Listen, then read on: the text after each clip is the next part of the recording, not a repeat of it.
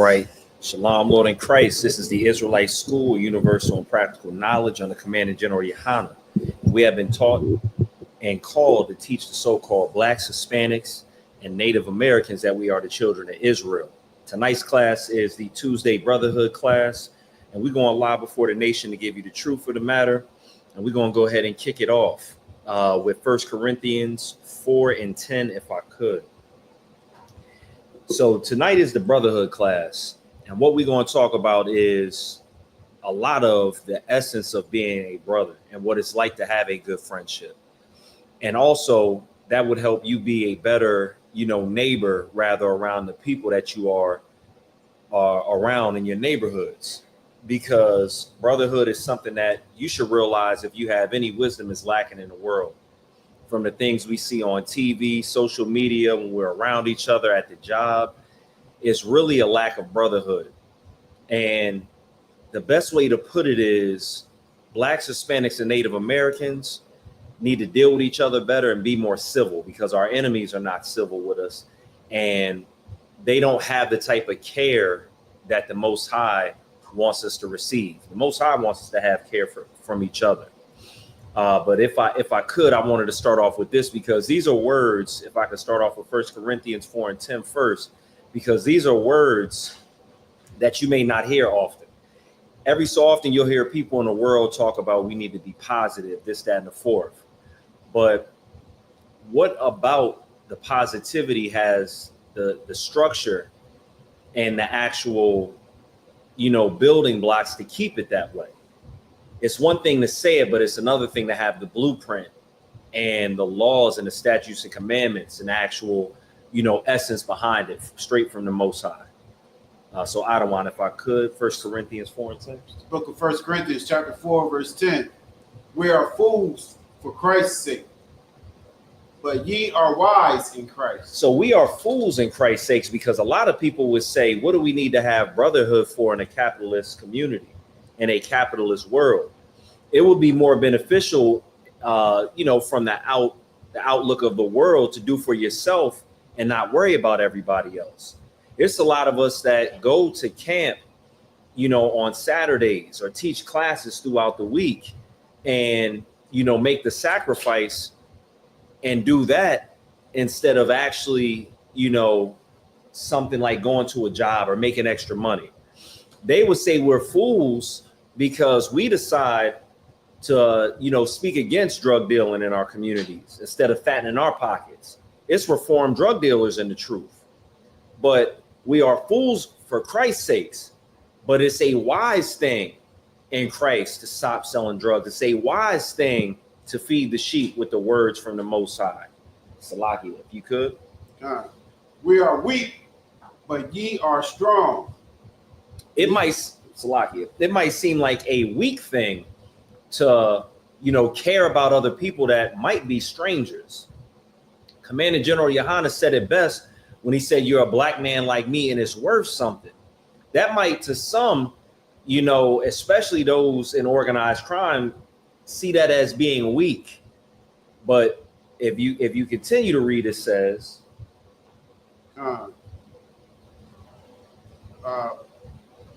ye are honorable. But ye are honorable. It's an honorable thing to care about your brother. It's an honorable thing to care about your sister. Because even though I'm saying brotherhood, that is a blanket term for the brothers and the sisters. When I saw something unbrotherly on the news. It was a father who apparently had ran down a police officer after his son was gunned down.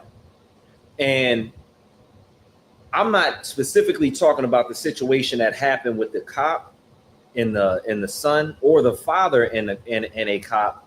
But what I am talking about is the family going up and pretty much being so loose with their forgiveness of somebody who the Most High has said are our enemies. That was very unbrotherly for the members of the family to do that. They should just speak on having prayers and uplifting words for their family members that are going through this, because they lost the son and now they lost the son's father. But they're concerned about the outlook of what the enemy feels like. And whether the brother that ran down the cop was wrong or not, because I don't know the exact situation. One can assume that, of course, you shouldn't, run down a police officer, but have some decorum when you're going up and speaking, and you have the loss of your nephew or your cousin or whatever it is with your family. We should show brotherhood. If we can read that one more time from the top, and then we'll get to the next verse. Book of 1 Corinthians chapter 4, verse 10. We are fools for Christ's sake, right? But ye are wise in Christ. We are weak, but ye are strong. Ye are honorable, but we are despised. We're despised. When you look at us going to camp, when you look at us being on these videos, we're despised. Just for being a brother and telling another Black, Hispanic, or Native American man that they are from the bloodline of the original children of the book. We're despised for that. They'll say something to the effect of, well, Christ doesn't have a color, or it doesn't matter, where the Most High was concerned with Christ's pedigree because he is from the tribe of Judah, and he descends from the king of Israel, which is King David. So it does mean something, but we're despised for saying it. If I could we get 1 Corinthians chapter 1 and verse 20? What we should do is we should be more concerned with what we think of each other and not what the oppressor thinks of each other. That would be brotherly. If we could possibly worry about what we should say to each other, if we should worry about what our outlook should be within our own communities. Because if you ask the average Black person that has a 9-to-5, they would tell you that the violence in their community is wrong. They would tell you that it's wrong for a mother or a father to be hooked on drugs or in jail away from their children. They would tell you that. But we're so concerned about what the oppressor says that we tend to, in the community, shuck and jive or want to move completely away from our own because we don't have the ability to control what happens in our neighborhood. If somebody's dealing drugs in our neighborhood, we don't have the power to get rid of that person, because if you do anything to that drug dealer, you're going to have the cops to worry about. Because there's more good citizens in the Black community than there are bad. There was a study shown that out of, I believe it was Richmond, California, that showed there was only a small group of people, around maybe 11 to 15 people, causing 73% of the crimes in the city. We need to have brotherhood to where the community gets together and they can put a stop to things like that. If we can start with 1 Corinthians 1 and 20. It's the book of 1 Corinthians chapter 1, verse 20. Where is the wise? Where is the wise? Where are the people in our so-called Black communities that have the answer? Continue. Where is the scribe? Where are the well-studied brothers who have the wherewithal to go back to the records and pull out what's necessary to get us back in order? Continue. Where is the disputer of this world? Where are the brothers and the sisters that are going to stand against the devil, Baal, Satan, with everything that is put on the Black community? Where are these people? I'll tell you, they're in the ISUPK, but outside of that, you will be hard pressed to find somebody who is going to completely speak against the world and everything wrong that's going on. The scripture in 1 Corinthians 1 and 20 is something heavy that we need to read, because that's the New Testament. So where are those who are going to be brotherly enough to not be a yes man around their pastor? Or if you're a pastor, are you going to be brotherly enough to tell your congregation the truth, even if it costs you tithe money? 1 Corinthians 1 and 20 says, where is the wise? Where is the scribe? when it's talking about the wise, the wisdom comes from the laws and statutes and commandments. So where are those who are going to follow the laws and statutes and commandments? Where are those who know the scriptures well studied enough to have the answers, to have the blueprint, to know what to do in certain situations? Where are they? When it talks about the disputer of this world, it talks about those who would stand up to things like Planned Parenthood and abortion. It talks about those who would dispute against homosexuality. It talks about those who would stand against the lies that are being told to Blacks, Hispanics, and Native Americans. It's a very brotherly thing to know that you're going to be ridiculed and know that you're going to be despised, and you still do the right thing because you know your brother and your sister is going to be better off for it. It would be an easy thing to just hide at your job, make money, save, go have fun when you want, and not step on that street corner and be in broad daylight telling the truth while everybody despises you for it, while everybody literally looks at you like some unemployed, scraggly Negro that doesn't have a lick of sense, when really it's the opposite.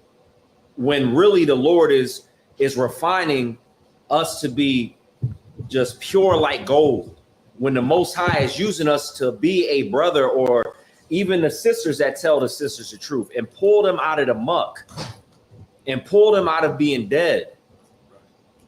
But where are these people? They're in the ISUPK. We're being brothers because brotherhood is something that is not lacking in the ISUPK. And it's something that if there is a situation where unbrotherliness is happening, if that is a word, it will be corrected. That's right. Through counsel. That's right. If we could, Adawan, if we can read that from the top. And Salakia, we're at 1 Corinthians chapter 1 and verse 20. Book of 1 Corinthians chapter 1, verse 20. Where is the wise? Where is the scribe? Where is the disputer of this world? How many times do you see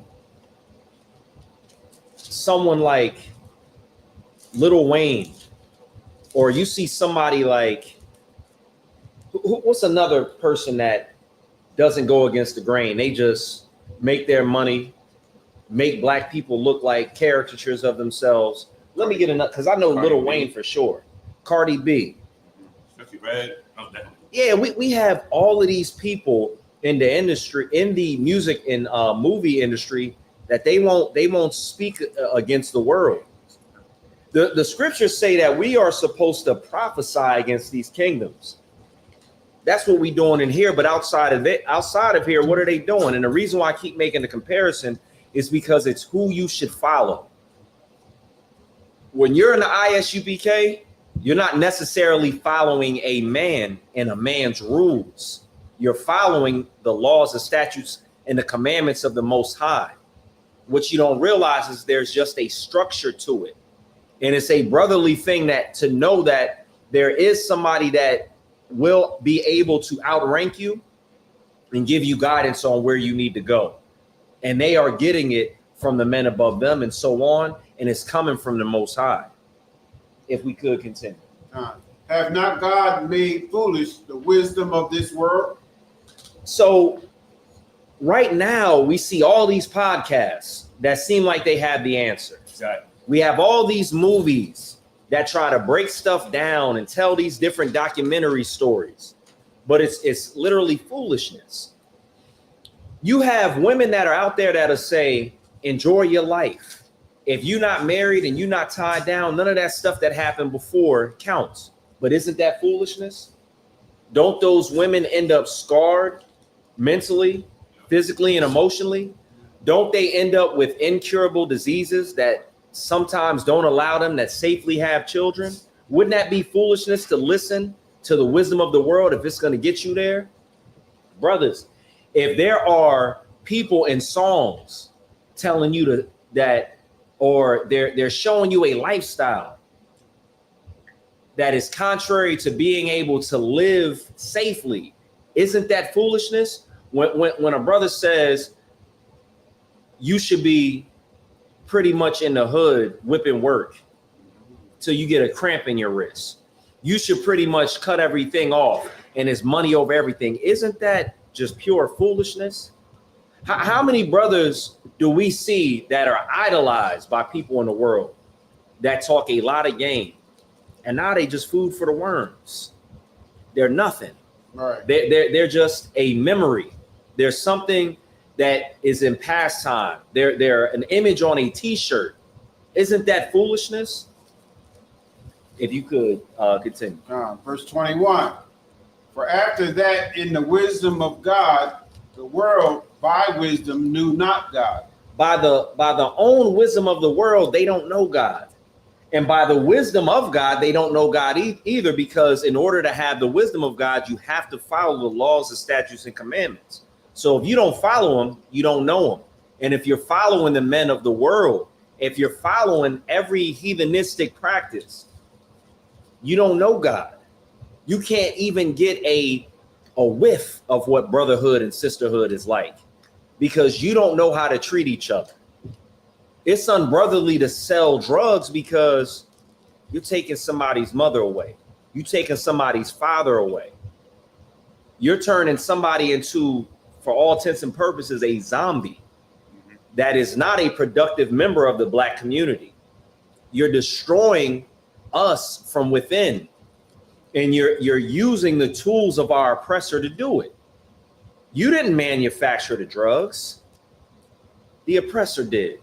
You didn't manufacture a lifestyle to where it's just so promiscuous that you would name a lip gloss after an STD. Right. The oppressor manufactured that. And for money, we're unbrotherly enough in our community to sell it to our own people. You know who's not going to do that to their own people? The small hats. They're going to do it to you and say they got families to feed. I can't remember the devil's name, but he was on what's that show called with Charlemagne and DJ Envy? The Breakfast Club. I haven't watched it in so long because I get tired of, after a while, people trying to give wisdom, and it's just stupidness after a while. Once you get in here, you're like, what this person is talking about, they just don't have a lick of sense. Mm-hmm. The scripture says it pleased God by the foolishness of preaching to save them that believe. It feels like foolishness.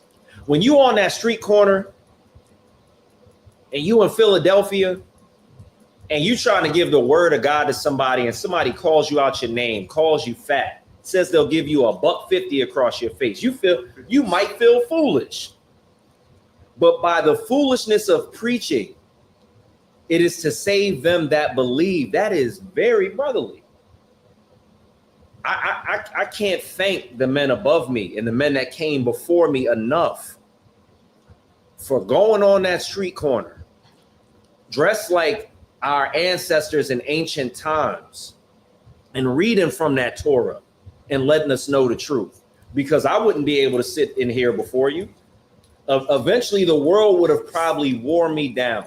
What little morals I thought I had would have probably been gone. Because after the time and time again, the world has a way of wearing you down, to where it whittles the brotherhood out of you, to where after a while it's crabs in a bucket and every man for himself. And people, they get this attitude and they're like, well, it's crabs in a bucket. Well, where do crabs belong? They don't belong in a bucket. Right. Why? The crabs don't belong in the bucket because we're not supposed to be feeding on them, but that's an excellent analogy to think of. Crabs in a bucket. I heard that in a song somewhere. I can't even remember. The crabs don't belong in the damn bucket. We don't belong in we don't belong in the hood. And it would be easier if we realized that we were the crabs in the bucket, in this sense, that we could create a chain and a network to pull each other out. That's what we're trying to do here. So we don't have to be crabs. Right. If I could I get Matthew chapter 6, verse 12. I see a lot of and this is for, brothers and sisters out there who are in competition. And sometimes competition can be can be healthy when it's a healthy rivalry. You can have, healthy competition, but a lot of it's not. You're trying to outdo the next because you have low self-esteem. And if you had brotherhood, you would have realized and you would check that SHIT at the door. Right. Women don't wear big eyelashes because men like it. They do it because they're trying to have bigger eyelashes than the next woman. Women don't wear, a lot of things that they wear. And I'm talking about like the far reaches of like what we're starting to see. We're starting to see like mutations of women now. Yeah. We're starting to see I'm starting to see women hit the gym so hard that they got the same back as Brock Lesnar. God damn. Like that, you're at this point, you're in competition with other women so much that you're destroying yourself. You're fighting against your biology. Men are in so much competition. There's a term I remember from a movie. It was called peacocking, to where you wear all this fancy stuff. This is something that comes from the oppressor. Matter of fact, let me look it up to make sure the movie didn't have it wrong. It's called peacocking. Let me make sure it's not something LGBT. By the way, because they just throwing something up in there. Right. Peacocking. All right, let's see. All right, so it says, this is the Urban Dictionary. I'll censor anything else, anything, out of pocket that comes out of it.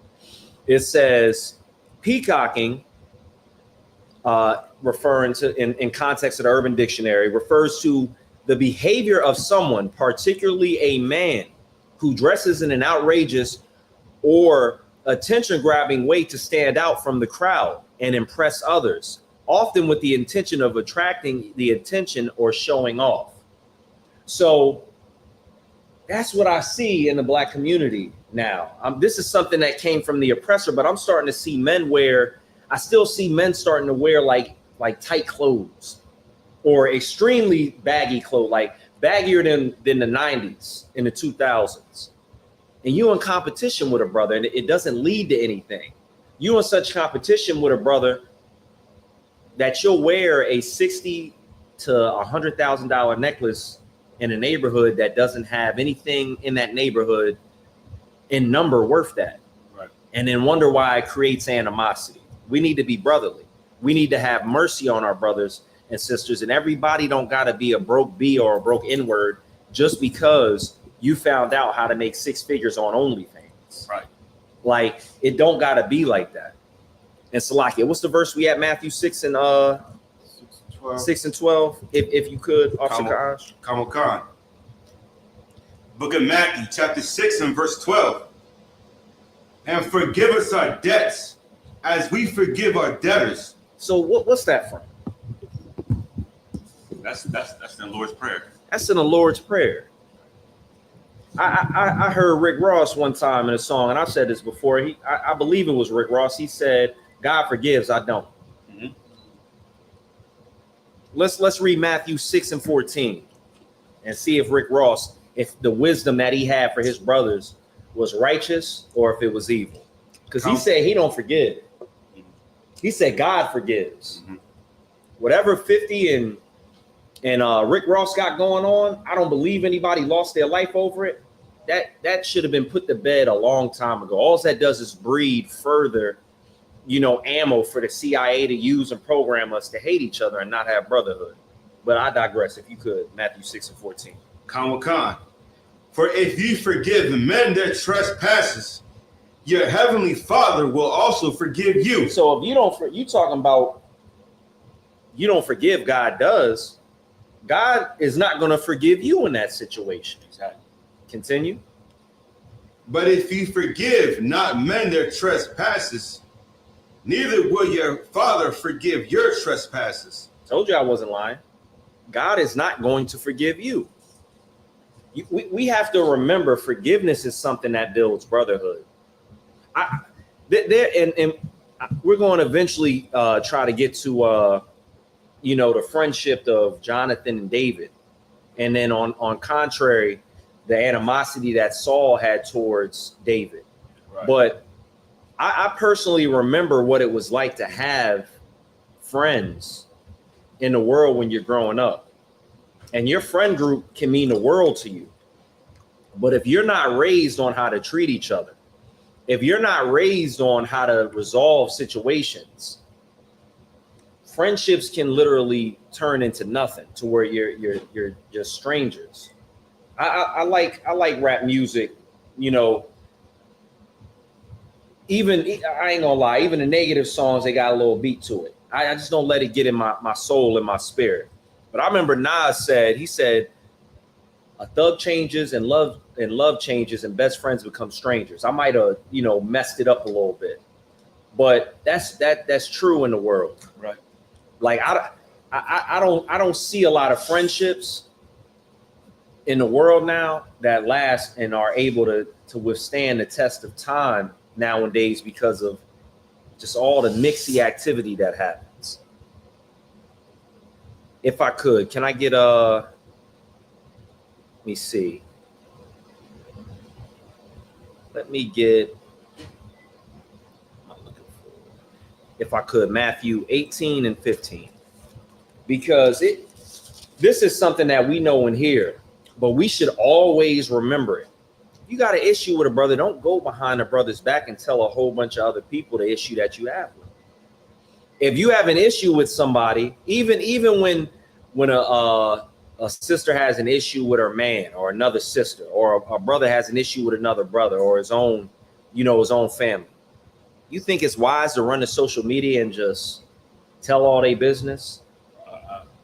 You think it's wise to, instead of going to them and tell them the transgression and the sin they committed against you think it's wise to, you know, just get upset and bring it to social media? Or you get mad and you start talking about them. Oh, they got, you know, doodle streaks in their drawers. They got roaches everywhere. They got this, that, and the fourth. I always knew they wasn't an ain't, blah, blah, blah, blah, whoop-de-whoop. But instead of going to the person and saying, yo, when you did such and such, it affected me in this way because I thought we were better than that. When you did such and such, you cost me this amount of money, or whatever it is. But social media is everybody's outlet. Everybody wants a piece of clout. Their motivation is not even to resolve issues anymore. It's to, you know, just grandstand, peacock, and just, you know, step on somebody to be taller. That's what's going on nowadays. If I could get that verse. It's the book of Matthew, chapter 18 and verse 15. Moreover, if thy brother so trespass against thee. If a brother does something to you that you don't like, if he says something out of his mouth wrong to you, if that brother borrows something without asking. I remember one time, one of my friends, his brother had took somebody's Jordans that was his real good friend. Yeah. He can't find the Jordans at his house. He sees them on the street walking with them. They can't resolve the issue without getting to a fight. And even though the brother was wrong, you're not right for knocking him upside his head and tussling him out in broad daylight in the streets over some Jordans. Let's read that verse again from the top. Khan, Matthew 18 and 15. Moreover, if thy brother shall trespass against thee, go and tell him his fault between thee and him alone. The Jordan example is extreme because you know you're right. But there might be somebody who does something and they don't even realize what they've done. And then you hold that animosity in your heart. And now every little thing they do, even if it is literally with no malice and it's innocent, because you let that demon continue to work on you, every little thing they do is pissing you off now. You can't stand to be around them. Now you talking about them behind their back. Now you throwing subliminals on social media. Instead of going into that person and saying, look, bro, I don't like what you did because this, that, and the fourth. And let's hear the rest of it. Khan, if he shall hear thee, thou hast gained thy brother. If he hears you, you get your brother back. Your motivation should be, even though that brother is wrong, to go to that man and let's fix the situation. You don't have to hold the animosity in your heart, because if you do and you don't forgive that brother, if you don't go to that brother, how can the Most High forgive you? It's written in Matthew. Can I get Proverbs 25:9? Because a lot of what I see in the black community is a lot of emotional men who just don't know how to control their actions and their mouths. Right. And the same with the sisters. I see emotional women who don't know how to do the same. And if we could just get a hold of those mouths on both sides, we would be a lot better off. Because the way we speak to each other, speak about each other, it's just venomous. It's outlandish, the things that I see on social media.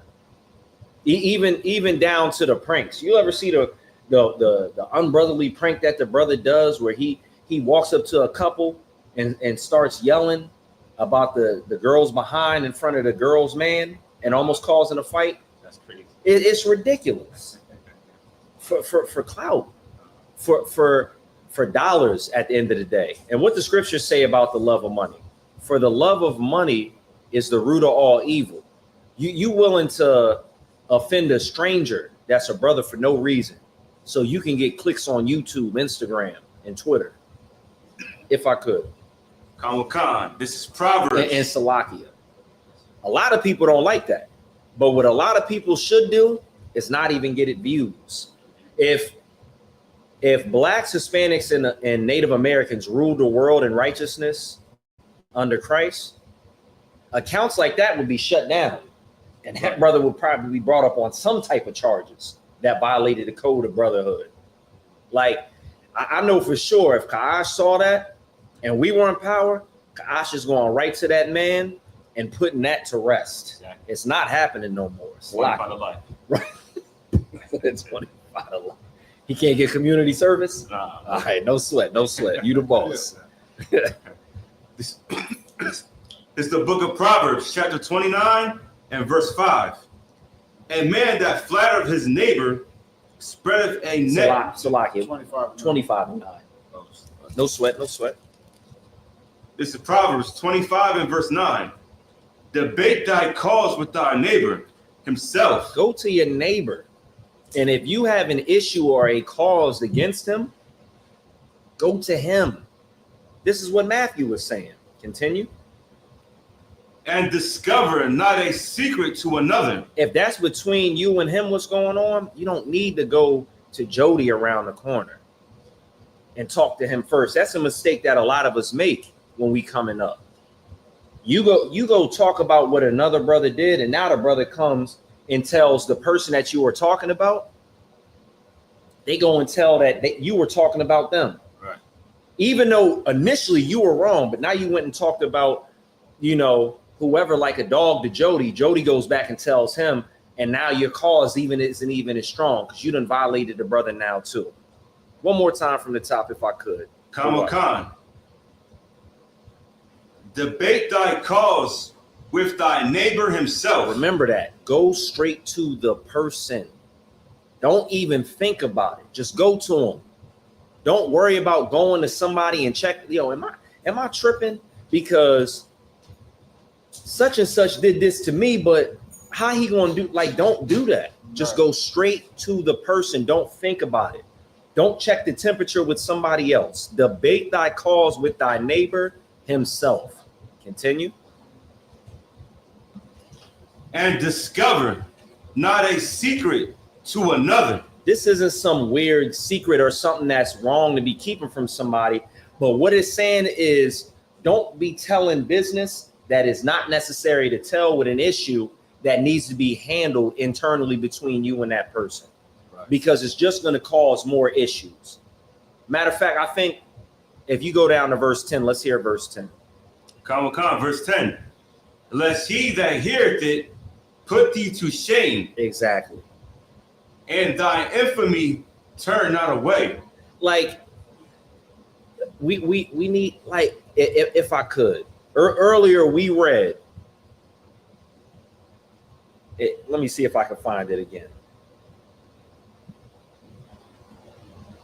when it says be, but ye are wise in Christ. When we were reading 1 Corinthians 4:10, that is a wise way to handle it. Some people would think it's foolish, but it is a wise way to handle it. It's a very wise way to handle it. Because why? So you can keep the integrity of the situation intact and you don't become a wrongful party in the situation. Right? If I could, let me get,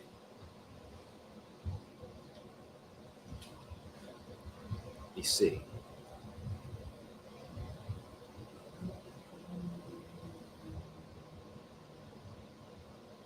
Yeah, no sweat. I'm gonna go ahead and skip over that, and we can actually get to the what time is it? Okay, yeah, let's get to the story of Jonathan and David, because I don't want to get too far over in Saul and David as well.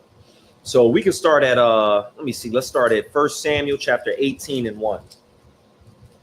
I know y'all remember those friendships that you had when you were a kid, when ignorance was just bliss, when a lot of small things just didn't matter. Like there were times where your friends might have done something to you and you forgave them. But as we get older, we don't have that childlike attitude anymore. We're not raised with that type of, wisdom to know to go to a brother or forgive a brother. All right. We listen to the world. So all of the friendships, if you think of all the great friendships that you started out with that you no longer have, a lot of them could have just been solved with simple tools from the scriptures. Just simple. A lot of them could just weed out the bitch assness in the situation. But now you got people who you at one time loved, that you would have fought and died for, that you can't even stand to be around. You don't even really remember those good times. There's not an ounce of brotherhood left in the relationship that you once had. That friend is a stranger, like Nas said. But there was a friendship in the scriptures with Jonathan and David. And then there was also an unrighteous hatred with Saul and David that Saul had towards David. And let's look at this and dissect this if we could. Khan. 1 Samuel chapter 18. And if I could, I'm gonna just get there and read along with you so I make sure I don't skip over nothing. The why. All right, I'm ready. 1 Samuel 18 and verse 1. And it came to pass, when he had made an end of speaking unto Saul. Salakia. Let me get to, because what we need to read first, I just want to get a little context behind it. We got to go back to verse, I believe, 17. Let me see. Yeah, let's go to, and forgive me, let's go to verse 1 Samuel 17 and 54. Khan. 1 Samuel 7 and 54. And David took the head of the Philistine and brought it to Jerusalem. But he put his armor in his tent. And when Saul saw David go forth against the Philistine, he said unto Abner, the captain of the host, Abner, whose son is this youth? So this is the end of David's fight with Goliath. And this is just leading up to where Jonathan and David become friends. But I want to read all the way through it just to get the context of, 1 Samuel 18 and 1 when it describes what happens. But you can continue. Khan. Whose son is this youth? And Abner said, as thy soul liveth, O king, I cannot tell. And the king said, inquire, thou whose son the stripling is. And as David returned from the slaughter of the Philistine. That's crazy. If I could, David did all that work and he's like, who is this? And he's like, man, I couldn't tell you. I don't know who that is. Like he did something so amazing. King Saul was impressed by it. And this is something that we should pay attention to. At first, King Saul is so impressed by it that King Saul is like, yo, who did this? Who is that? Whose man's? Yeah, whose man's is this? Like, yo, like what? Like it would be as if like, and this is on a lesser note, but it would be like, imagine something that you're well versed in, like whatever you're well versed in, like you're versed in chess or basketball and somebody does something that is rare, like they do a 360 windmill on a whole squad of people, or in chess, what's the quickest you could checkmate somebody in chess? Because I don't play chess. I'm gonna say about 4 or 5 moves. You see somebody do it in like 3 moves. It might be impossible. You cheated. They he said he cheated. But you see somebody do something that's so amazing, and you're the king. You're well versed in it. You're the king, so you know about war, and you like, yo, who is that? Who's this that has done such a great thing? Continue. Khan. And as David returned from the slaughter of the Philistine, Abner took him and brought him before Saul with the head of the Philistine in his hand. In his hand, the work that he just did that was so amazing to Saul. He got to work with him. He made quick work of the Philistine. What's his name? Goliath. I'm forgetting his name. David's so amazing. Continue. Khan. And Saul said to him, "Whose son art thou, thou young man?" And David answered, "I am the son of thy servant Jesse the Bethlehemite." The Bethlehemite. He from Bethlehem. Continue. Chapter 18.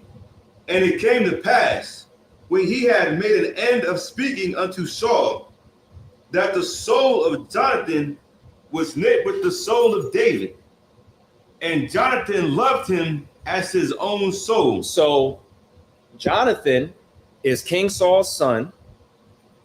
What David did was so amazing. He like, this is like the flesh of my flesh, blood of my blood, as we say. Like, what's the term you would use? Like, what's up, twin? Like somebody do something so amazing, you like, nowadays, brothers using it unbrotherly. They like, what's going on, twin? What's the problem? But twin at first meant something different from where I'm from. Twin was son. Jonathan like, that's twin right there. I rock with what he did. Like I mess with him heavy. That's set heavy on my chest. Right. That's somebody I need to rock with. He's going to be my friend. And I've had friendships like that in the past when I was a kid. But Saul started out pretty much the same way. He was impressed by it. But if we can get to it, you're going to see how much it changes. Continue. Khan. And Jonathan loved him as his own soul. As his own soul. He loved him like he loved his own self. And that's what Christ wanted from us, right? Love thy neighbor as you love yourself. Right. Continue. And Saul took him that day and would let him go no more home to his father's house. Saul took him up out of where he was from and put him in a great place, lifted him up from amongst his peers and raised him up. So far, this is a good thing. He's showing brotherhood at first, right? You had a question, sis? Okay, no sweat, Salakia. But you see it's starting off good. It seems like it's brotherly. So far, Jonathan is brotherly. Right. So far, Saul is brotherly. Let's continue. Khan. Then Jonathan and David made a covenant because he loved them as his own soul. Ace Boon Coon. From the womb to the tomb, they brothers. They are brothers like no other. Y'all ever had a friendship like that where you felt like you were closer than actual family? That's how I felt. That's how I felt in the past about friends that I have. Mm-hmm. You don't even really want to go a day without seeing your friend because something crazy happened. You can't wait to talk to them about it. You young, you want to tell them about the girl that you like, right? Or somebody tried to do something. You had to set them straight. And your boy like, you had to do that. That wouldn't have happened if I was there. We would have. That's your friend. Like they made a covenant with each other. They decided that they are friends until the end. Brotherhood. Continue. Khan. And Jonathan stripped himself of the robe that was upon him and gave it to David and his garments. He like, bro, you could have my stuff. I got a brother-in-law that I'm good friends with till this day. He's like a brother. Even though he's in the world, he's not in here. He's like a brother to me. And how many clothes that I've gotten from him. He stayed with clothes. That sound like this. You ever had a friendship like that back in the day? Khan. You have more to say on it? I just want to say I'm still friends with him. Like Most High in Christ. yeah, when I was going to school, he used to come pick me up because I had no car at the time. Right. So he used to come pick me up and drop me off, then go back to his crib and take care of his family. You know what I mean? Like he really looked out for me. And because me and you have friends that are in the world, and we have the wisdom that was given to us and you know, pretty much kept, we know how to treat our friends now. Right. We know how to be good brothers. We know how to bestow wisdom upon our friends and keep that relationship, you know, and you know, God forbid, a friendship does stop, but we know how to be better friends now. But being in the world, I might not be such a good friend. You might not be such a good friend. But you got people that are friends. Me and you are examples. And we have friends in the world. We know how to be good friends. Jonathan and David know how to be good friends towards each other. Continue. Khan. And his garments, even to his sword. He let him hold the Glock. Like that's a real friend right there. Exactly. Like, I got friends. I ain't got nobody that let me hold the Glock. I don't have that. I don't have that. But he, like, a sword is the equivalent. It's something that you use to protect yourself. It's something that if it's a good craftsmanship, it's going to be of a price. You're going to like it. There's certain things that you don't want to part with. They're such good friends. He parted with it. Continue. Khan. And to his bow and to his girdle. And David went out whithersoever Saul sent him, and behaved himself wisely. Mm-hmm. And Saul set him over the men of war. So Saul was so impressed by David, because right now it's not anything of competition. He's still little old David that did something great. Right. He did something big, but it's not really a threat.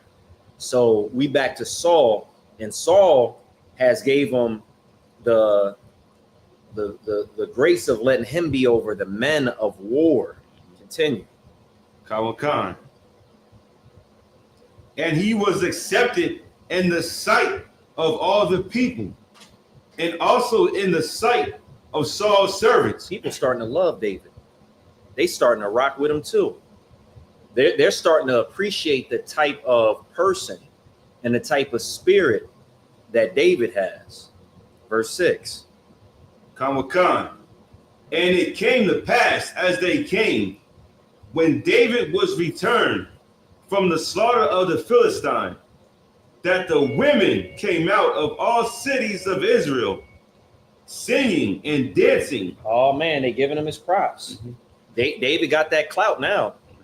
David's doing the work of the Most High, and he's following the orders of the king, and by proxy, everybody is coming out and they're singing his praise. What's going to happen because of David being sung praise for what he does? Let's see. Khan. To meet King Saul with tabrets, with joy, and with instruments of music. And the women answered one another as they played, and said, Saul have slain his thousands. Saul slain his thousands. Saul was out there putting in work. He got a double out there. Continue. And David his 10,000. Damn, David got that triple double. David went out there and put that work in. They sung and said, Saul, he put in that work, but David, man, he really laid it down. David really did something that was so amazing that they comparing David's accolades to the king. And a lot of times that can get in somebody's head. A lot of times when somebody comes to you and you hear them talking good about somebody else and you don't feel like you're getting your just due, if you don't got the right state of mind, it might get to you. Let's go, verse 8. And Saul was very wroth. He's mad about it. Yeah. You mad. David is a young man. You the king. You own everything. not own, but you have control over everything. And I'm guessing that you are very much up in age. What's that saying? They say wise men or old men are for counsel, young men are for war. Like if I'm up in age, if I'm in like my 50s, 60s, and I'm going out to war and I catch 1,000, and then my son's friend catches 10,000, I'm like, yeah, young boy, I raised him right. I'm not going to be thinking I'm in competition with him. Right. But Saul, he had the wrong spirit. He was unbrotherly. Go ahead. Nah, it's heavy because Saul, a man like Saul has a fragile ego. Right. You know what I mean? He got them big eyelashes. Yeah. A little feminine. right. He wants the big eyelashes, Salakia. And like, you supposed to, you're like you're the children under you, the people under you. You're supposed to want them to do better than you. Exactly. You know what I mean? Because that just means that you're growing. You know what I mean? You're doing the right thing by teaching them to be better than you, and that's the sole purpose of it, so they don't make the same mistakes. Right. That's excellent. I'll never forget the feeling that I had when one of my friends had bought his first house, Right. And then when it was time for me to move to a better place, I didn't even buy. I just was renting a nicer spot. There was jealousy there. Yeah. And it was like, I don't even understand the jealousy because number one, I'm renting in this situation. And then number two, the house that you have is still nicer, but I guess because I stepped out of the situation and was no longer, I just didn't understand it. Like you could clearly tell the quality in the living spaces. Like even though it was something nice that the Most High had, blessed me with, at least that's what I thought from a young age. Some people might think it's like a shack, but from where I came from dorm rooms and then living in certain places, this was, even though it was a small spot, it was a big deal for me at the time when I was young. I was in my 20s, I believe, and the person wasn't happy for me like I was happy for them. I'm singing them accolades like, yo, such and such just got his own spot, and he called a crazy deal. He called what's it called when somebody forecloses? Foreclosure. There it go. Called a foreclosure. Word, yeah, spot nice. He got this whoopie whoop. But then you see my spot, it's like, huh? You acting like Saul. Like, why you got the big eyelashes, brother? Like, why? But continue, Salaki. Come with Khan. Salaki, really off after. I got you. We left off and at Saul, I come Salaki, sir. Verse 8. And Saul was very wroth. He big salty. He's mad. And the saying displeased him. He's mad. And he said, they have ascribed unto David 10,000. How they gonna talk about his triple double? And to me they have ascribed but thousands. Yo, that's what you did. I really would pose the question to somebody like this. What should have been said? Should they not have mentioned David? David, he falls under you. So whatever you do, or excuse me, whatever David does, the king is still getting the accolades from it, right? It says the saying displeased him. And he said, they have ascribed unto David 10,000s. And to me, they have ascribed but thousands. And what can he have more but the kingdom? Now he like, yo, they about to take the kingdom from my hands and give it to David. What we need to realize in our community is just because somebody gets something great doesn't mean you lose anything. If everybody gets theirs, I will. But just because, let's say the water, I don't want. Let's say Lakarab. He get raised up, and now Lakarab is an officer of 1,000. And they talking about his camp speaking.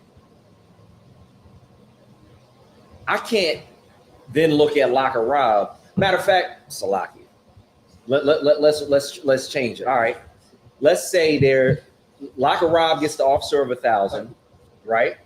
And then you have a brother that is a captain, and they're talking about, Rob had, the brothers getting boot kisses and this, and he battled like 15 people out there, and then Cat he battled 3 people, and the women.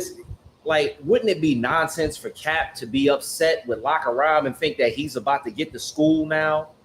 Like, if we break it down in those terms, Saul was so immature and unbrotherly in this manner. What should have happened is Saul should have went up to David and said, "Ak, I'm proud of what you did. You've been raised right. You come from the good stock of Israel. What we drinking tonight?" He should have poured King David, Salakia, David at the time, a drink, and they should have had a celebration. And that would have been something brotherly. But instead, he let that demon talk to him, like a lot of us in the black community do. That's really why a lot of brothers, they end up unalived in a lot of situations in the hood. Some stuff is you messing with somebody's girl, or you done did somebody wrong, or put your hands on somebody you shouldn't.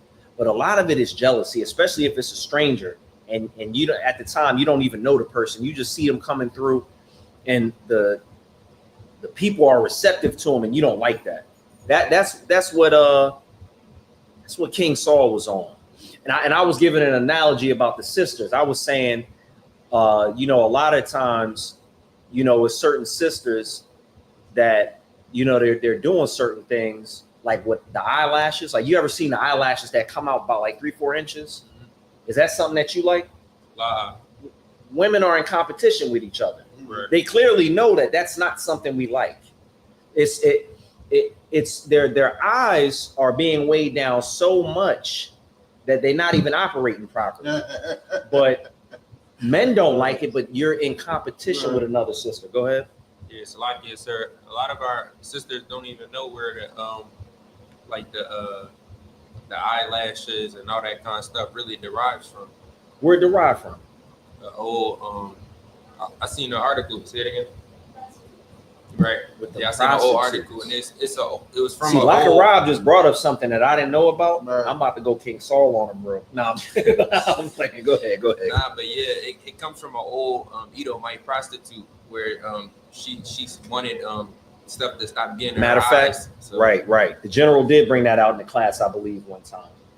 And sisters are in competition to carry a tradition of a prostitute. That's insane. Edomite at that, Salakia, sir. Good night. But if we could continue, we left off on we're on verse 9, but it says, "And what can he have more but the kingdom?" Continue. Verse 9. "And Saul eyed David from that day and forward." So he's looking at him with the side eye now. Right. Now he got his eye on him. Every single thing that King David is doing, he's not appreciating.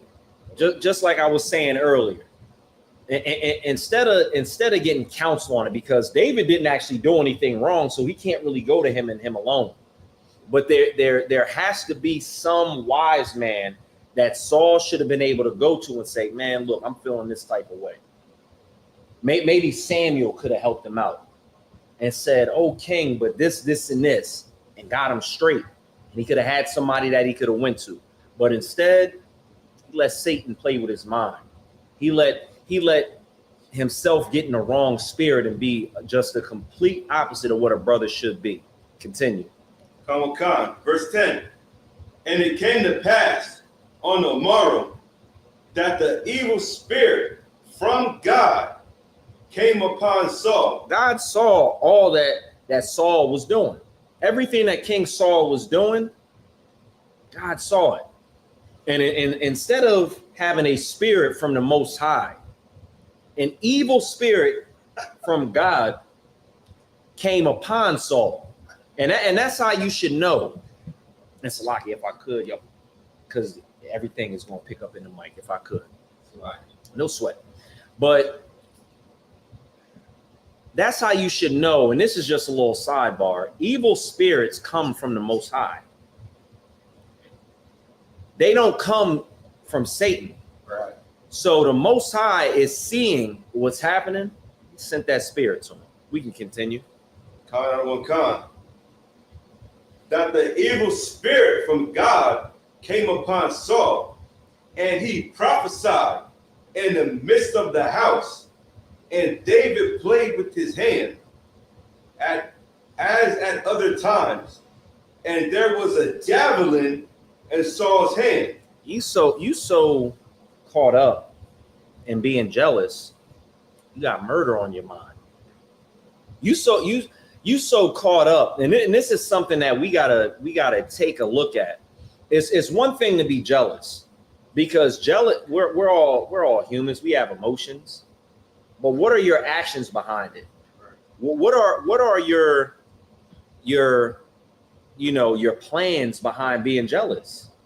Like, are you in your mind deciding to do something diabolical because you're not liking the fact that somebody else is getting accolades that you feel like you should be getting, to the point of you want that person to cease to exist? Imagine if Saul would have been successful in weeding David out and getting rid of him. And now the Most High put somebody else in there, because once you did that, you don't deserve to be there anyway. How many different Davids got to come to where you don't no longer want to put a javelin? The Lord would have had to send, 10, 15 Davids? Go ahead. Not slacking, because this is just like what happened to Cain with Cain and Abel. Exactly. You know what I mean? This spirit is, jealousy is such an evil spirit. Right. You know what I mean? For real, because you be hating your brother for no reason. Right. And all you have to do is do better, and you'll get the same treatment, you know what I mean, from the Lord and stuff like that. And you'll get the same consequences for your actions. Exactly. And what Ka'ash is bringing out is so heavy. It's the evilness behind, after being jealous, what you decide to do. Maybe you should decide to work harder. Maybe you should decide to get some counsel, because taking somebody's life of a brother is just not the answer. It ain't the answer at all. We can continue. Verse 11. And Saul cast the javelin, for he said, I will smite David even to the wall with it. And David avoided out of his presence twice. You so unbrotherly that David has to leave from around you, not to be killed because you want to be evil because of your jealousy. And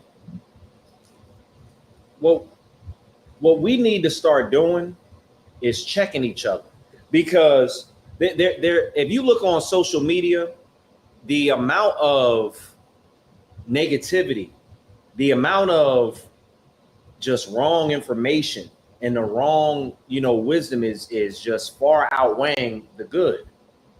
There was a and I don't know his actual lifestyle, but what was the brother that was recently he had his life taken in Philly?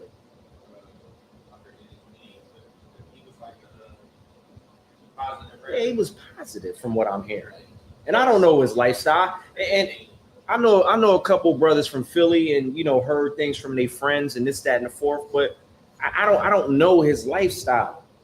But if you take a brother's life just because you're jealous or because you want his chain, yeah. And I heard people talking about they took his chain. Like, for what? What can you do with the chain?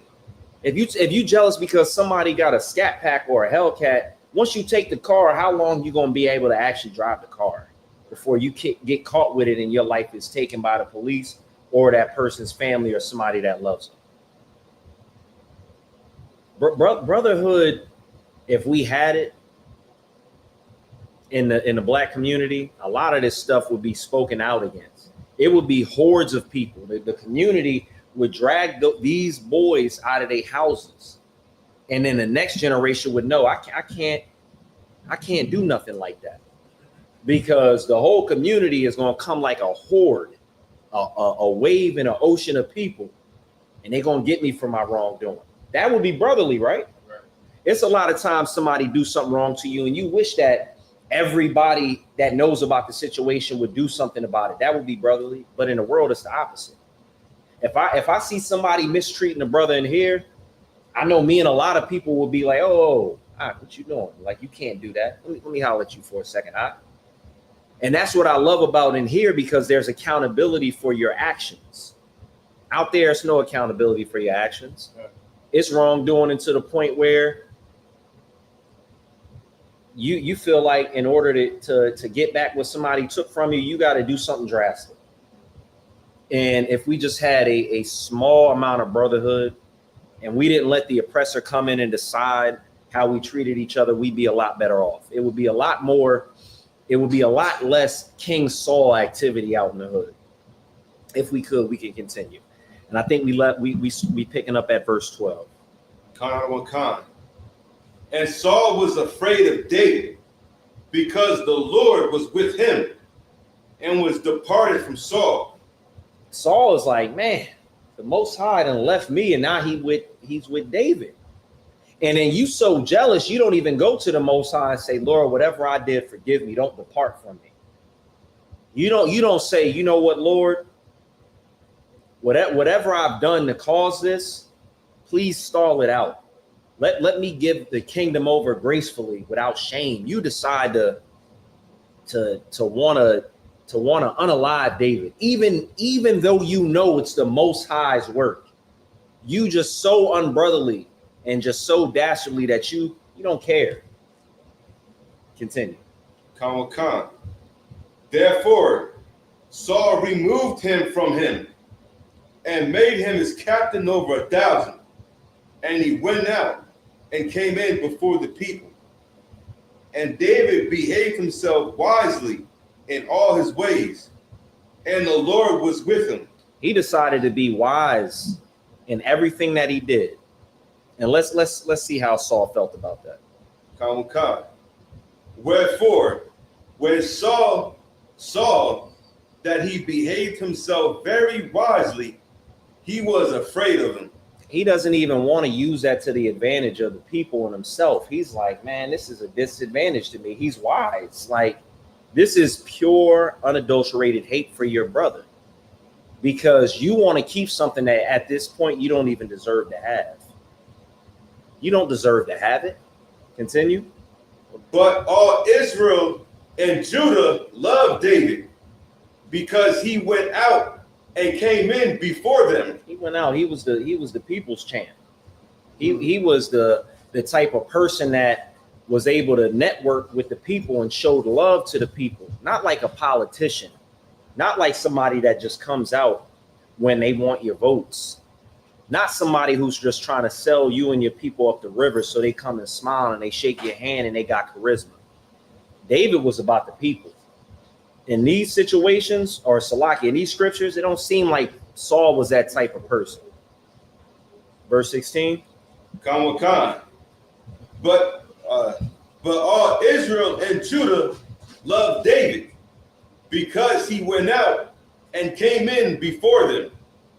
And Saul said to David, behold, my elder daughter, Merab, her will I give thee to wife. Only be thou valiant for me, and fight the Lord's battles. For Saul said, let not my hand be upon him, but let the hand of the Philistines be upon him. So he trying to set up him for the downfall. He's to the point where he's like, you know what? Since the Lord is with him, I'm not even gonna put my hands on him. I'm gonna go ahead and send him to war and let him die. I'm gonna let the Philistines take care of it for him. Go ahead. And that just jogs my memory, because David did that to Uriah. So I would say that's an instance where, was it Uriah? It was, I believe that was his name. Yeah. Where Okay. Right. Yeah. So in that instance, King David would have been the unbrotherly person. Right. Because when as we read it and I'm thinking about it, and I'm like, man, you did that to somebody after they tried to do it to you. And also, it just goes to show you, you know what I mean? Like this is what Samuel told the people, like told the Israelites before they even got the king. They said they're going to get a king, and he's going to basically be an oppressor. You know, like he's going to do shady stuff every now and again. Right. You know what I mean? And he warned the people of that, and we see it time and time again. That Absolutely. once like you give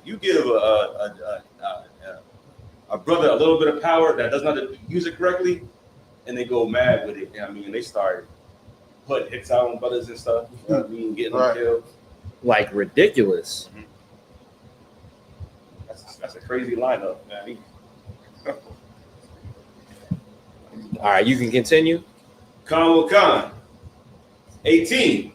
And David said unto Saul, who am I, and what is my life, or my father's family in Israel, that I should be son-in-law to the king? He like, who am I to be so great?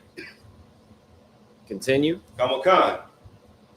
But it came to pass at the time when Merab, Saul's daughter, should have been given to David, that she was given unto Adriel the Metholite to wife. And Michal, Saul's daughter, loved David. And they told Saul, and the thing pleased them.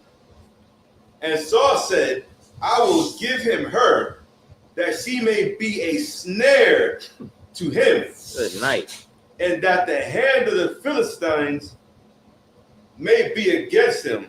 So while we read him everything that he's doing, what this should be a lesson is, don't get so caught up in your hatred for your brother because you're jealous that you just go down a rabbit hole of deception and evil against your own brother. This should make you check yourself, and when you feel a certain type of way about somebody, what are your intentions now with this person? What are you conjuring up? You was about to say something? Go ahead, no sweat. Nah, because this is heavy. Because you know what I mean, and also on the flip side, if you're the like if you're in David's position, you know what I mean, when you know that this person is trying to come out to get you, know this person is trying to unalive you, you have to be wary of who they send to you. Exactly. Because he sent his daughter to trap him. He didn't send her there. Oh, like, was you gonna be loving all together the whole time? You know what I mean? He probably spoke with his daughter and was like, listen, I got a plan. We're gonna do this and this and this and that. You know what I mean? So you have to be aware, especially when they come like you a man of God, it comes to certain women. You know what I mean? You like trap. That's crazy. Right.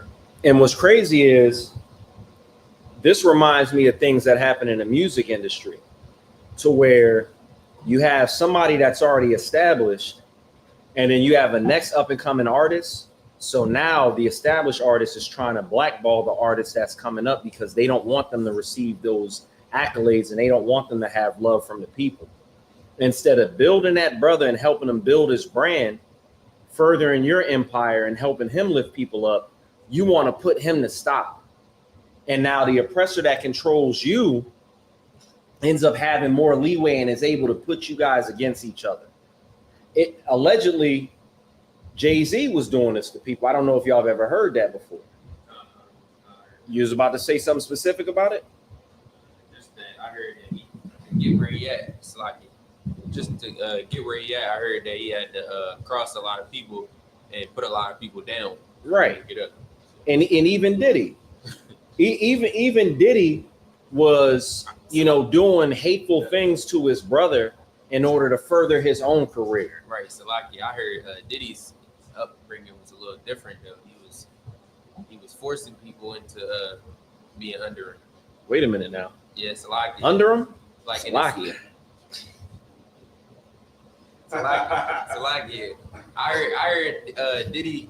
I don't know how true it is. You feel me? That's why I don't want to really put it out there. Right, like right. That. But, say allegedly. Right. So allegedly, I heard he was doing crazy things to have people under him in the sense of like having to listen to like him. Possibly getting somebody high out their mind, videotaping them doing something out of pocket.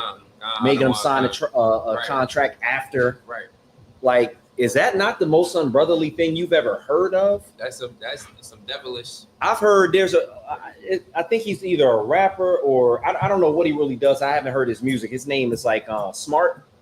A lot. I never heard of His name is Smart. You've probably heard him talk, but just don't know his name. He was on a podcast with Matt Hoffa, and he was talking about how there are situations where a brother will mess around, or a top guy in the industry will mess around and have you drunk out your mind, or high, not even drunk, but high out your mind off of something you didn't know was in your drink.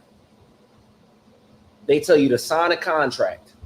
You say, no, I'm not signing a contract. What man in a right mind would sign this contract? This man. Show you something on TV, and it's you doing something you never knew you even did. Something unspeakable you don't want the people to see. Right. So now I think I may have seen that. Yeah, now you gotta sign. Now they gotta sign that. What brother would do that to another brother? Right. What man in his right mind would do something so just dangerous and despicable? Like, I can't imagine being in that situation. Salakia. And a lot of brothers, they should be thankful that they never made it to the music industry. Yeah.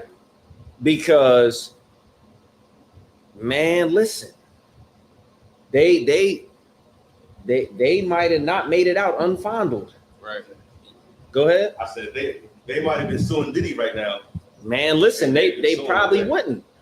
This is what I've heard. I used to watch a lot of Law and Order Special Victims Unit. Like I like, for some reason, like my parents watched it so much. Eventually, I started watching it. And a lot of times, you see in that show, the men are the ones that don't come out, and they don't say what happened to them. They don't say what happened to them. So a lot of these victims that have been victimized by brothers who had the opportunity to change their life forever in a positive way have destroyed them. And for what? So they could be a king in the music industry, one of many. Rappers come and go. And you're not really looked at as somebody valuable once you hit a certain age in the music industry anyway. They're going to be like, man, get that old tired BS out of here. We should be creating a culture of brotherhood where you're good. It's almost like, I don't even know what term to give it, because it's just not something that they have. It should be something like a corporation almost. There should be corporations of great rappers that are treating each other like brothers and dealing with each other wisely and brotherly. But instead, y'all got videotapes of somebody getting their back blowed out and using it against them, which is crazy. They're gonna find the wrong brother to do that to, and ain't nobody leaving that room. Nobody's leaving that room. Forget the contract. Forget music. You done took something from a brother he can never get back. And for what? For money? With dead oppressors on it? For what? Salakia, where we at? Salakia. We're on verse 22.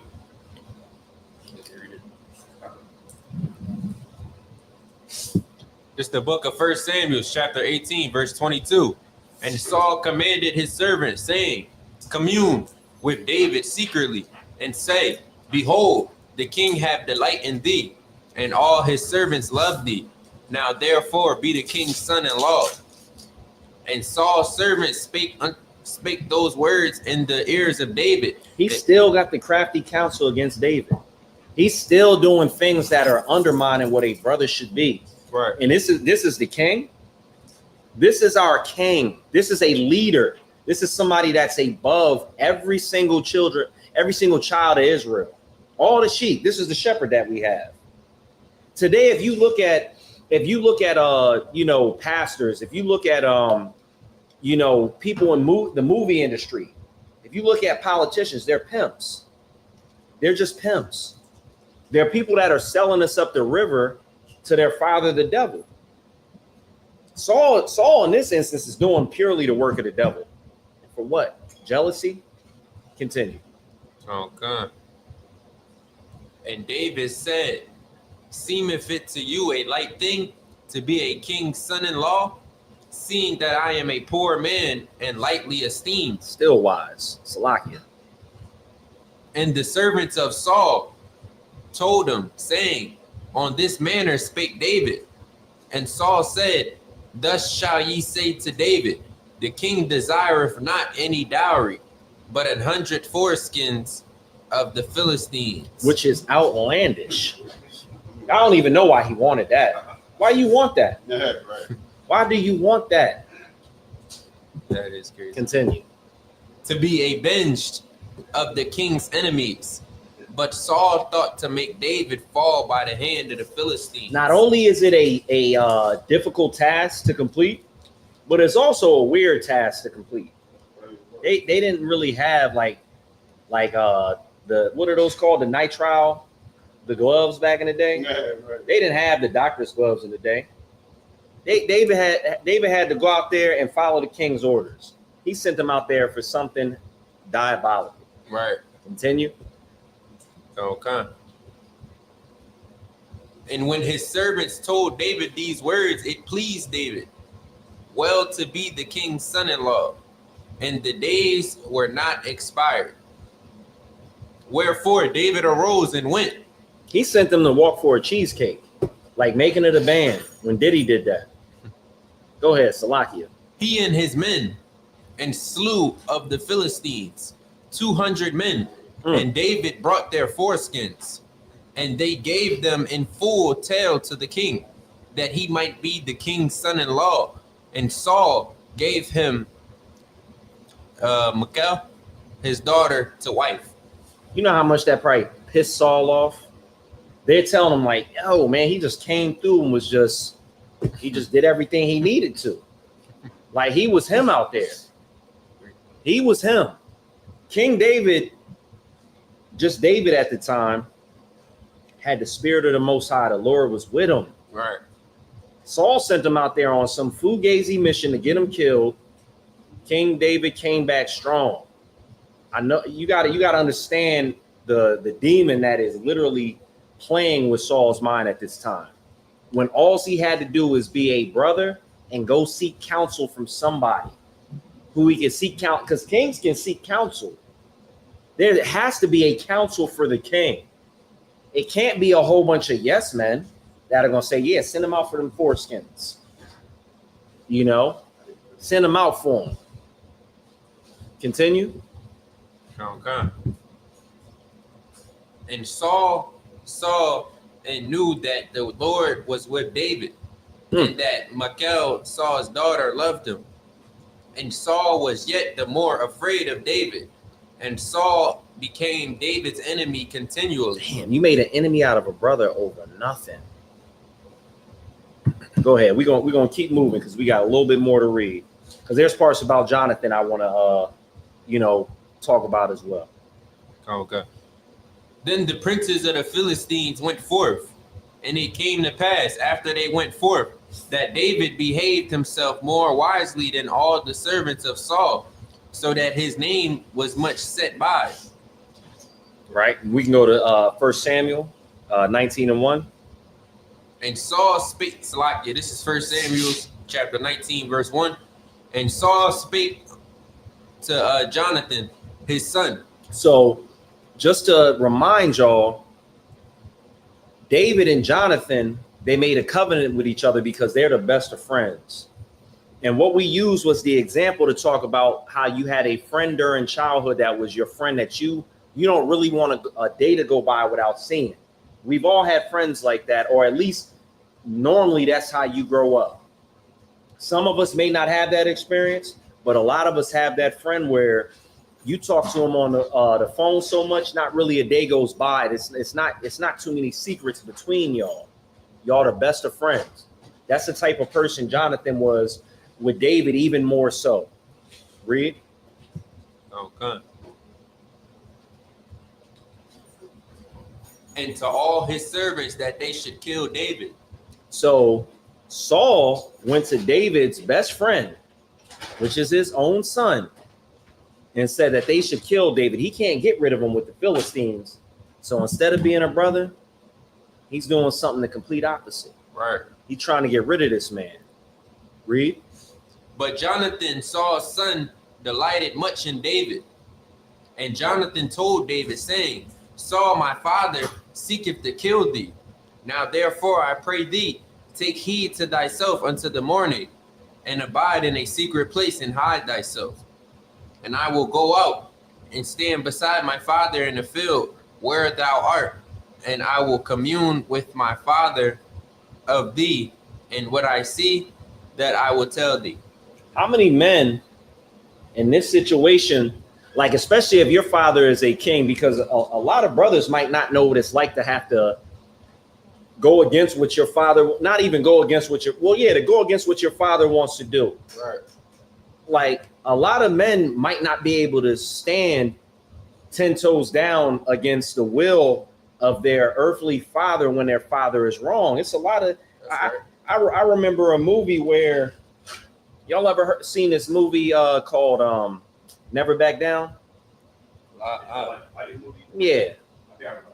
A lot of people don't remember this part of the movie, but in the movie, the main character's father was drunk. The main character was a child, but he could have drove. The father ended up getting into an accident and unaliving himself. The son didn't stand strong enough against his father doing wrong. A lot of men can't stand up to their fathers. Right. Jonathan was a brother and did that. He's doing the right thing on both sides.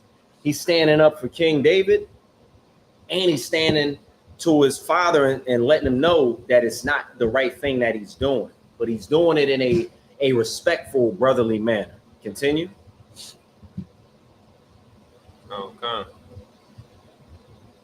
And Jonathan spake good of David unto Saul his father, and said unto him, let not the king sin against his servant, against David, because he have not sinned against thee, and because his works have been to thee ward.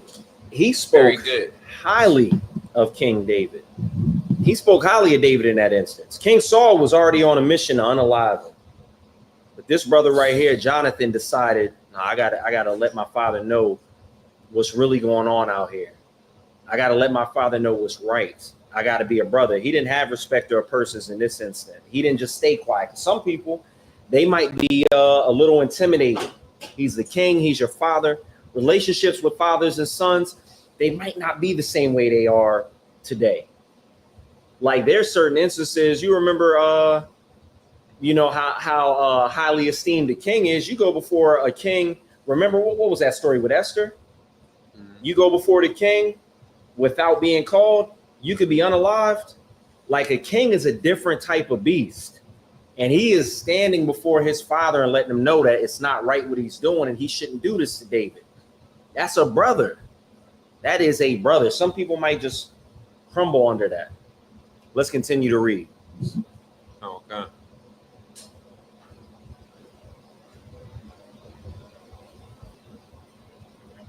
For he did put his verse 5, Slakia. For he did put his life in his hand and slew the Philistine, and the Lord wrought a great salvation for all Israel. Thou sawest it and didst rejoice. Wherefore then wilt thou sin against innocent blood, to slay David without a cause? And Saul hearkened unto the voice of Jonathan, and Saul sware. He swore it. As the Lord liveth, he shall not be slain. As the Lord lived, like he swore unto God in front of his son. Let's continue to read. And Jonathan called David, and Jonathan showed him all those things. And Jonathan brought David to Saul, and he was in his presence, as in times past. And there was war again. Salakia.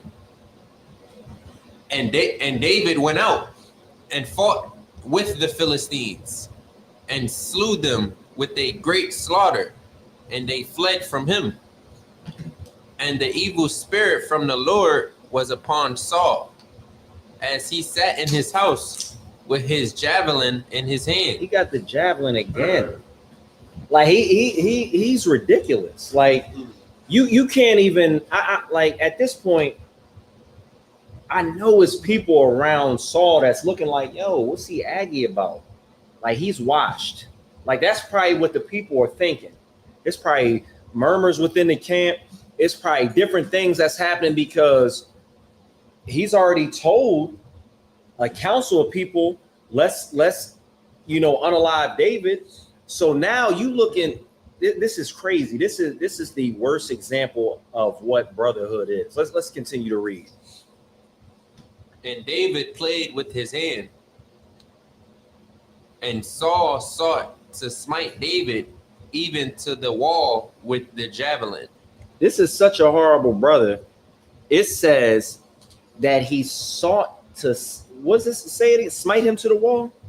And Saul sought to smite David even to the wall with the javelin. What he say in verse 6 to his son?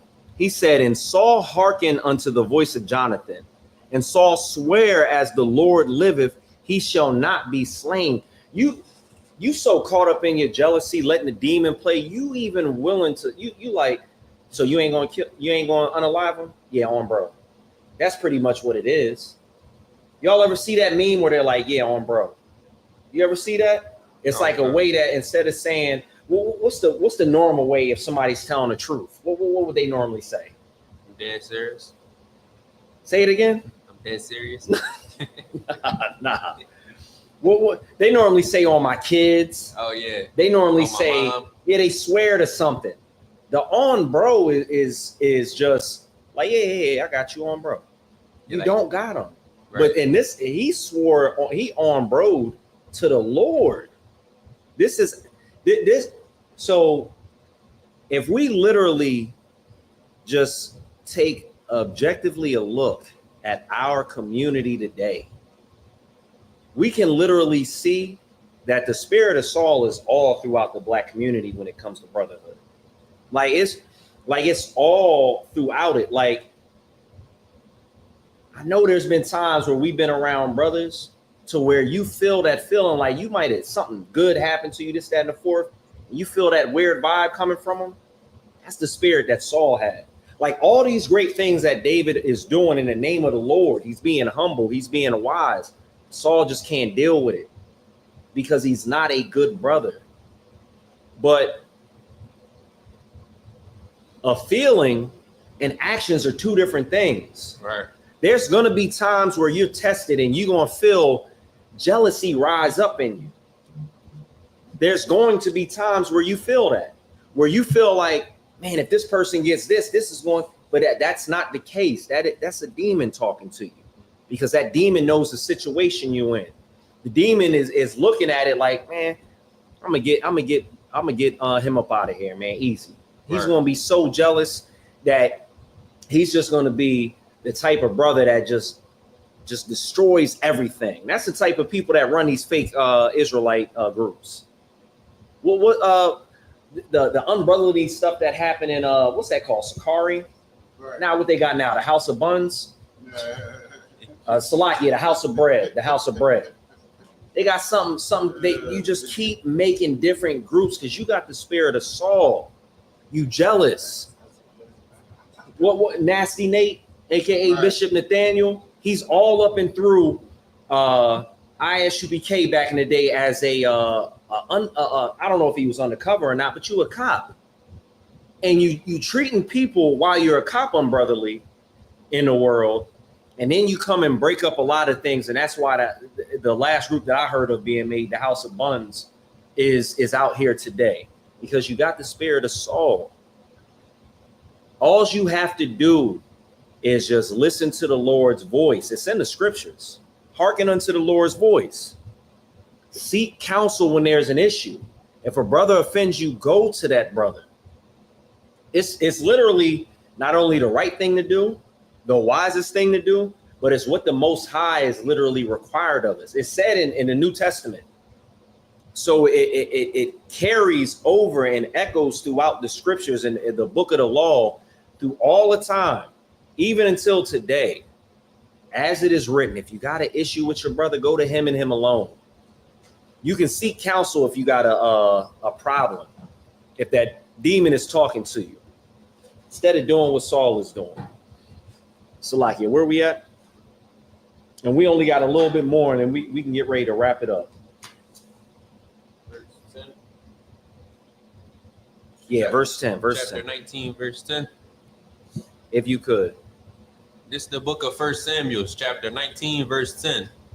And Saul sought to smite David even to the wall with the javelin, but he slipped away out of Saul's presence, and he smote the javelin into the wall, and David fled and escaped that night. It's so ridiculous. He had to escape. And this is a carnal analogy, but a brother that comes through with a chain, he shouldn't have to escape with his life because you jealous, because you don't like the way some girl that don't want to deal with you anyway is looking at him. You mad? He got the icy chain. He pulled up in a whatever. What's a nice car that is it just a Hellcat now? Is that what everybody want now? Nah, lie. I mean, there's plenty of nice cars like the Beamers. The Just BMW. whatever is new. Yeah, like whatever, like the Aventador. Right. Nah, well, what's that? Matter of fact, I know what it is. It's that Lamborghini SUV. What's that Urus? called? The Urus. Brother, pull up in a Urus. He got a big chain on. Yeah. The shorties is whispering. Now you mad? You want to kill him? I remember it was some brothers mad at Captain Tazayawan because the girls was looking at Captain Tazayawan because he was tall. The spirit of Saul was on him. Captain Tazayawan came through, 6'8". Brothers is mad at Captain Tazayawan, like he can control his height. Don't be like that. Blacks, Hispanics, and Native Americans, we can build up everything from the ground. We don't have anything really. And you willing to take a brother's life over jealousy. So let's remember, like King David had a friend like Jonathan to the very end. Jonathan was there to speak up for King David on behalf of him when he had to go against his father. He knew what type of man King David was, and he was a friend. Like the love that he had was, and a lot of people misconstrue what this means, but the love was more than like what a woman has for a man. Like, because what happens when a woman get mad at you? What happens? Like it's going left. Your dirty draws is on social media. You getting put on child support. But Jonathan, he was a friend to the end. And we're gonna get ready to end it. But King David was very hurt when Jonathan died. And until the very end, Saul was after King David's life over jealousy. Blacks, Hispanics, and Native Americans, you should remember that brotherhood is a weapon. That's a term we have here. That came from did that come from Captain Akkad? Brotherhood is a weapon. Is that I don't know a term coin? I believe it is. Forgive me if I gave the wrong person credit. I believe it's Captain Akkad. Probably Commander General. But it could, matter of fact, let's say it came from Commander General Yohana. At the end of the day, we don't have anybody. All we have is each other. I saw something that messed me up on. I'm gonna just end it with this. I saw something that messed me up on the internet. It was this young. I can't, and it's so terrible now. I can't even tell if this was a stud or a young man that was making the video. This is getting out of hand. But anyway, that's neither here nor there. So somebody made a video, and they just did a recap of some clout chasing prank somebody did. And what they did was they took something and they splashed it in a restaurant, got on somebody's back. And the person was like, this black person said they was pretty much ashamed to be black. Based off of what one black person did, they're ashamed to be black. White people are so brotherly towards each other. We want to run from our people and go to them, even though they're not really, but that's the perception. that we hate each other that much, that we will be that unbrotherly to say they're ashamed to be black because one black person slammed a chicken tender and some ranch and got it all over the place of somebody's back in a restaurant. That's what that you. So with that one black person, we all get judged by that. All of us ain't slamming ranch with the chicken nuggets. So are black people really the problem? We should love each other because everybody's going to hate us no matter what we do. Right. No matter what we do, they're going to hate us. They hate us so much that we didn't have livestock like everybody else did. We didn't have access to it. So chickens were something that was easy to maintain, right? So now niggas love chicken. That's the joke that's going around. We should just, hey, forget it, man. Niggas love chicken. I love my brothers. We gonna have chicken. We gonna do this, but we not gonna let the hatred that other people have for us dictate how we feel about each other. You get what I'm saying? But with that being said, love your brother, forgive your brother. Right. Don't be like King Saul. And with that being said, I'm gonna turn the class over to priest and officer of 1,000, Nataja Ali.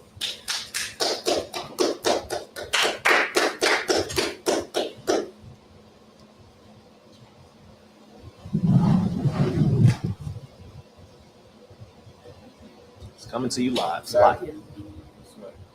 ISUPK security announcements. Rules for new brothers and sisters. If a new brother or sister coming to the school, they are off limits for 6 months. They are to be saluted only. They are here to learn and check themselves of the world. They need transportation, teacher will arrange it. After 6 months, if a brother or sister is interested in a particular person, they are to seek counsel from the heads. Tithes, which is a commandment. Numbers 18:21, Malachi 3:8-10, these 10 for Hebrew, Ma'ashra. There's 10% for every any increase will give. Priest funds, free roll offers for the priest. It's not mandatory, it's whatever you like to donate. Upcoming holy convocations, we got the Feast of First Fruits coming up on June 8th, Sunday, June 8th. That will be held right here in Smyrna, 202 North DuPont Boulevard, Smyrna, Delaware. If you're in Delaware, come on. All right. Anyone wants to be a trooper in the school, start wearing all black boots, shirt, pants, headband, and scarf. With that being said, individual Michael, please stand. Individual Michael Spot, Michael, Rock, Yahweh Hashem Yahushua Barakathon. Yahweh Sorrows needs to turn with the sister courtesy salute. Individual Michael Spot, Michael, Rock, Yahweh Shamar Alathan by Hashem Yahushua. Yahweh class dismissed.